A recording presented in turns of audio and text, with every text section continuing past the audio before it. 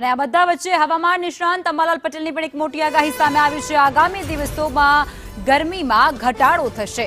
મધ્ય ગુજરાતમાં તાપમાન 41 ડિગ્રીએ પહોંચશે તો ઉત્તર ગુજરાતમાં તાપમાન 41 થી 42 ડિગ્રી સુધી રહી શકે અને કચ્છના ભાગમાં 40 ડિગ્રી આસપાસ તાપમાન રહી શકે તેવી શક્યતા છે।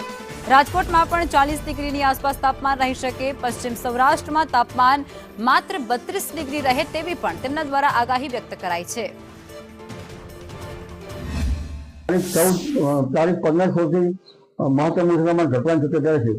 લગભગ મધ્ય ગુજરાતના ભાગમાં 41-42 ડિગ્રી સેલ્સિયસથી પણ નીચું મહત્તમ ઉષ્ણતામાન ધીરે ધીરે આવવાની શક્યતા છે।